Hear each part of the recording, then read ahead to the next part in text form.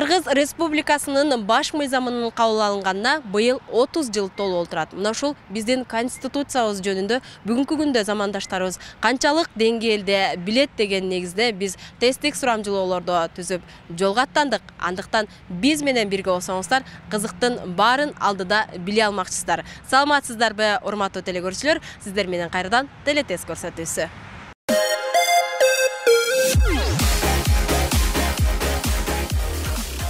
Албетте өзүңүздөр билгендей, биз ар бир көрсөтүүнүн аягында жалпыңыздарга суроо узатып, анын жыйынтыгын чыгарып келебиз.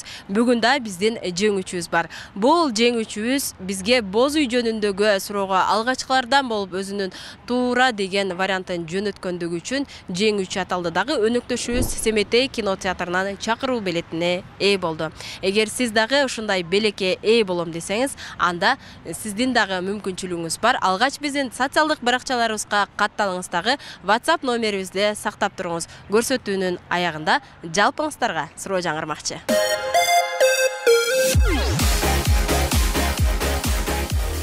Конституция күнүн биз качан белгилейбиз? Конституция күнү бир жок.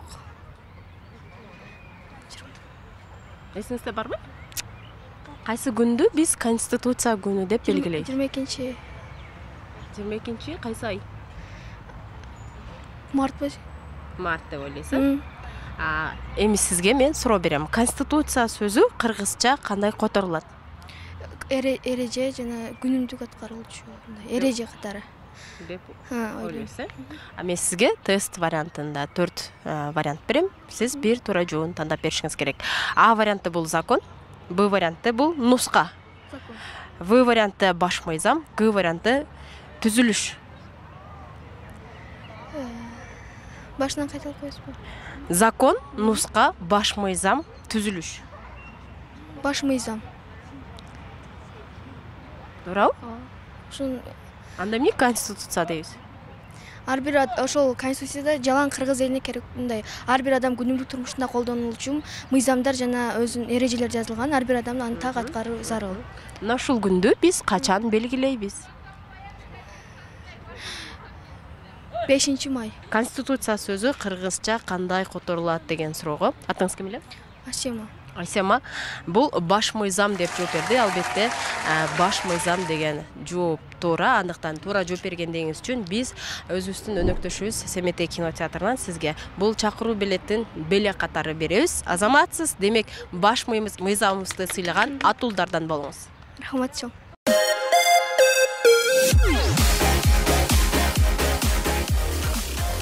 Кыргызстанда конституциянын кабыл алынганына канча жыл болду быйыл? 31-32 окшойт. Окшойт, Сизге мен 4 вариант айтам. Ошол канча жыл болгондугун сиз аныктап беришиңиз керек. А варианты 28, Б варианты 29, В варианты 30, Г варианты 31. Кайталап коесузбу? А варианты 28, Б варианты 29, В варианты 30, Г варианты 31. 31. 31, 31. Сизге дагы суроо. Негизи конституцияны кимдер кабыл алат? Конституцияны Маалыматыңыз барбы? Конституцияны эл болсо керек. Эми азыр сиз жооп берген суроого келсек, сиз ушул Кыргызстандын баш мыйзамынын тагыраагы конституциясынын кабыл алынганына быйыл канча жыл болду дегенге 31 деген жоопту бергенсиз. Азаматсыз, жооп туура эмес. Саламатта калыңыз.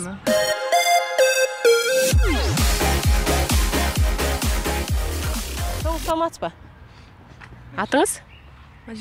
Мадина. Студентсиз, менин билишимче? Да. Сизге мен суроо менен кайрылам. Кыргызстандын баш мыйзамы башкача айтканда конституциясынын кабыл алынганына быйыл канча жыл болду? 30. Канча жыл болот быйыл? Конституция күнүн качан белгилейбиз биз? 5-май. 5-май. Быйыл канча жылдыгын белгилейбиз?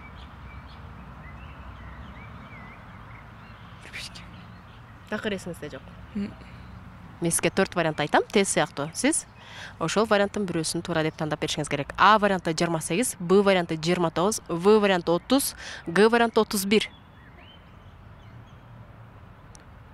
30? 30 бу? 30. Акыркы вариантыңыз? 30. 30, Эгер 30 деп берген болсоңуз, ошондо канчанчы жылдары кабыл алынып калган болот? 2023-төн 30 алып койсоңуз канчанчы жыл болуп калат? 1900.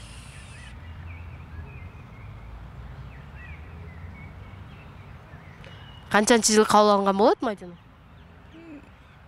Сиздин акыркы вариантыңыз? 28, 29, 30, 31. Акыркы вариантыңыз? 30? 30, Канчанчы жыл болот ошондо? Качан кабыл алынган болот? 30 деген вариантты кабыл алып берейинби? Давайте, да. Да. Бирок өзүңүзгө аябай ишенимсиз турасыз, Реально не знаю. Азаматсыз. Билбесеңиз дагы бирок 30 деген жоопту 2-3 жолу айтабыз. Ошондуктан урматтуу телекөрүүчүлөр, Кыргызстандын баш мыйзамынын кабыл алынганына быйыл 5-май күнү 30 жыл толот. Тагыраагы 1993-жылы 5-майда Кыргыз Республикасынын конституциясы, баш мыйзамы кабыл алынган. Ошондуктан 30 деген жоопту бергендиги үчүн бул замандашыма мен өнөктөшүбүз Семетек кинотеатрынан бул чакыруу билетин белек катары беребиз. Мындан кийин дагы биздин баш мыйзамыбыз жөнүндө көбүрөөк биле жүрөсүз деген үмүттөмүн. Мачом.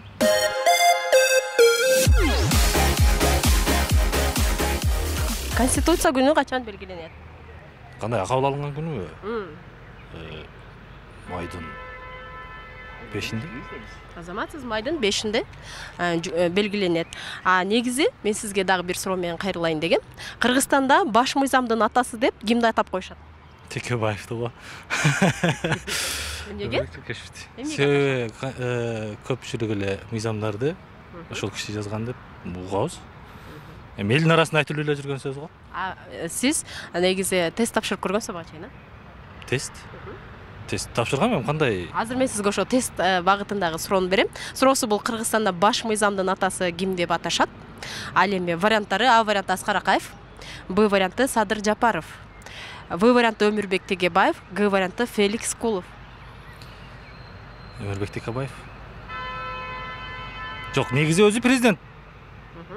Атасы болуш керек. Анан элдин арасында айтылган жазган адам же баш мыйзамыбыздын көпчүлүк мыйзамдарды кабыл алдырган бул Өмүрбек Текебаев. Сиздин ошондо акыркы деген вариантыңыз?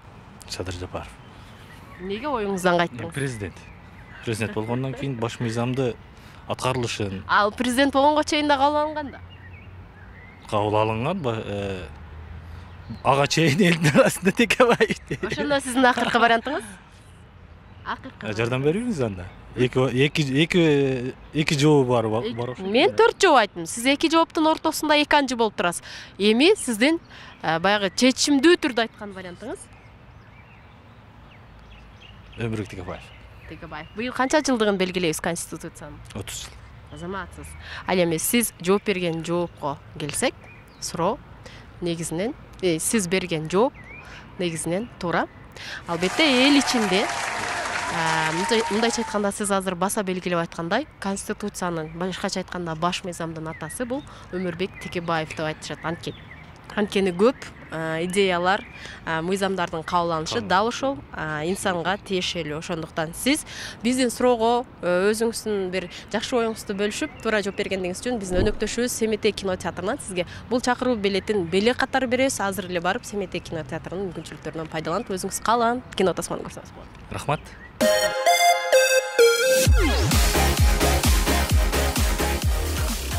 Алгачкы ушул конституцияны кабыл алынганда биринчи референдум кайсы жылы өткөрүлгөн? Ой, мен аны айта албайм да. Катышкан белеңиз? Эсимде жок. Катышсам керек. Бирок эсимде жок. Быйыл канча жыл болуп атат ошондой эжеке? Так, быйыл ошондо 93 болсо, 30 жыл болуп атат.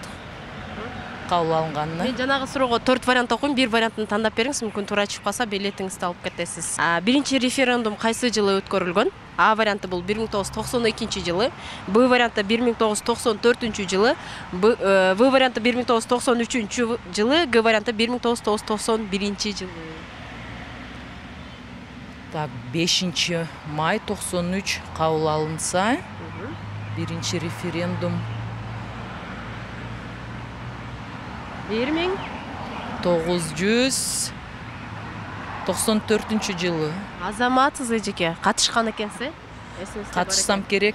Урматтуу телегөрүүчүлөр, мынакей эжеке айткандай 1993 жылы 5 майда биздин алгачкы эгемендүүлүктү алгандан кийинки конституциябыз кабыл алынган болсо, ал эми 1994 жылы алгачкы биринчи референдум өткөрүлүп, жалпы кыргыз калкы катышкан экен. Эжеке азаматсыз, билимиңизге билим кошулсун. Кыргыз элине күйгөн сиздей атуулдар, инсандар көп болсун дейбиз дагы. Суроого туура жооп бергендиңиз үчүн биз сизге өнөктөшүбүз Семете кинотеатрдан бул чакыруу билетин белек катары беребиз. Дароо эле азыр барып өзүңүз каалаган кино тасманы көрүп келсеңиз болот. Рахмат чоң.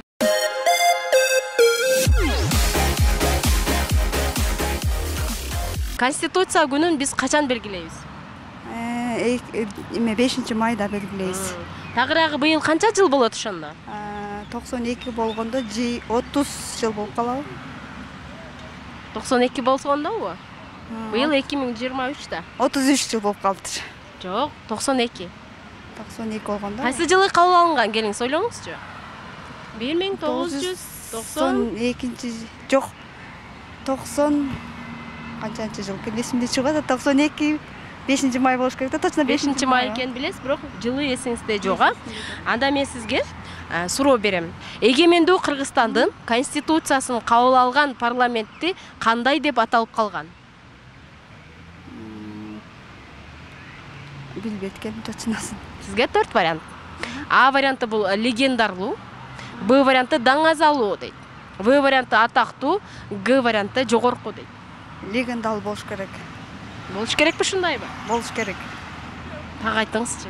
Ушундай болуш керек деп атам го. Легендалуу. Легендарлуу парламент дейсизби? Анда жогорку кеңешчи? Жок, эгемендүүлүктү жогорку кеңеш кабыл алып атпайбы? Конституциянычы? Конституцияны да жогорку кеңеш кабыл алат да. Бул жерде аталып калган парламент деп атат. Аталып калган жогорку кеңеш аталып калат да. Мен сизге дагы бир ирет 4 вариантты окуйм. А варианты легендарлуу, Б варианты даңазалуу, В варианты атактуу, Г варианты жогорку. Жогорку. Жогорку парламент алганбы? Аталып калганбы? Келиңиз ойлонобуз. Жогорку. Жогорку. Башка вариантка өтпөйсүз? Жок. Эмнеге биринчи легендарлуу дедиңиз? Жок, жогорку. Легендарлууну айтпайсыз? Жогорку. Азаматсыз. Канча жардам берсем дагы суроого туура эмес жооп берип койдуңуз. Тилекке каршы туура эмес вариантты тандап алыңыз, бирок эң сонун маалыматтарды берип алдыңыз. Тилекке каршы сиз менен коштошобуз. Саламат барыңыз. Саламат ага.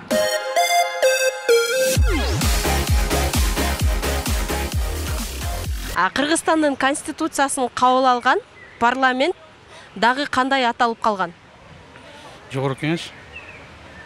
Деп ойлойсуз? 4 вариант айтам, бирөөсүн таап бересиз. А варианты бул легендарлуу дейт.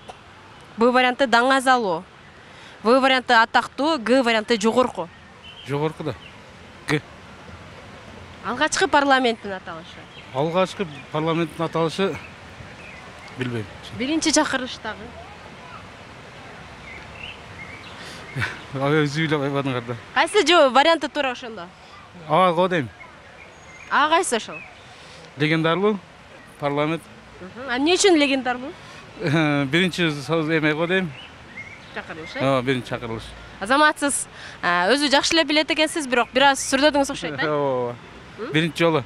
Азыр сиздин жооңузду кабыл ала турган болсом, бул легендарлуу парламент дедиңиз, Ооба. Азаматсыз биздин ошол эгемендүү Кыргызстандын конституциясын кабыл алынган парламенттин да бир каймана аты бул легендарлуу парламент деп аталып калган экен. Сизге ушул жоопту бизге туура айткандыгыңыз үчүн өнөктөшүбүз Семетей кинотеатрынан бул чакыруу билетин сизге беребиз. Дароо эле биздин Семетей кинотеатрына барып, Ош шаарында жайгашкан. Өзүңүз каалаган тасманы көрүп келсеңиз болот. Рахмат, сіздерге ишиңиздерге ийгилик. Рахмат дагы бир жолу.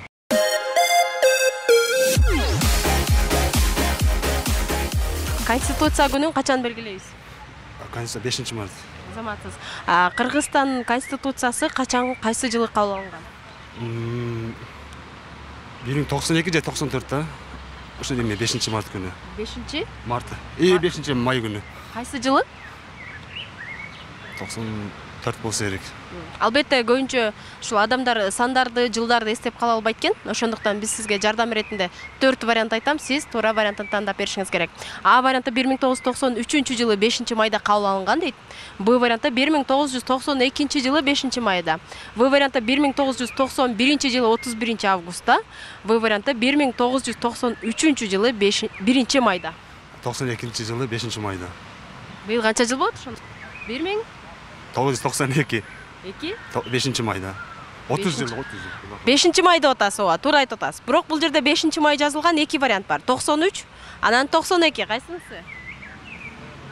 92 же 93 деп экөөнүн бирөөсү да. Экөөнүн кайсысы? 93. Акыркы вариант 93 же 94. 92. 1 Келип 5 болсо 2 93. 3. Ооба. Башка вариант көтпөйсүз? Жок. Атыңыз? Алманбет. Азаматсыз Алманбет. Сиз кыргыз элинин мыкты атуулдарынын бири экенсиз. Анткени ошол көпчүлүк замандаштарыбыз канчанчы жылы кайсы күнү белгилене турганын дагы билбей жатышкан. Албетте сиз 1993 жылы 5 майда кабыл алынган деп туура таптыңыз. Туура тапкандыгыңыз үчүн билимиңизге билим кошулсун деп биз сизге белек катары өнөктөшүбүз Семетей кинотеатрынан бул чакыруу билетин белек катары беребиз. Азыр дароо эле барасыз дагы Семетей кинотеатрына кирип өзүңүз каалаган кино тасманы көрүп чыксаңыз болот. Айтканыңыздар келсин.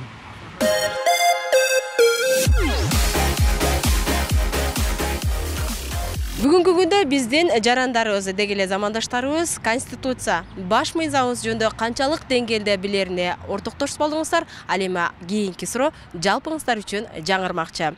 Кыргыз Республикасында адамдын жана жарандын эркиндиктерин сакталышын ким көзөмөлдөйт?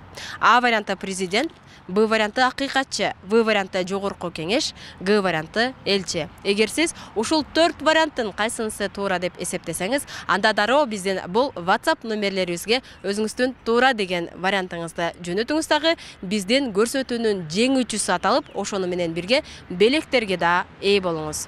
Сиздер менен 20 мүнөт бою телетест көрсөтүүсү болду. Кайрадан эфир аркылуу амандашканча саламатта туруңуздар.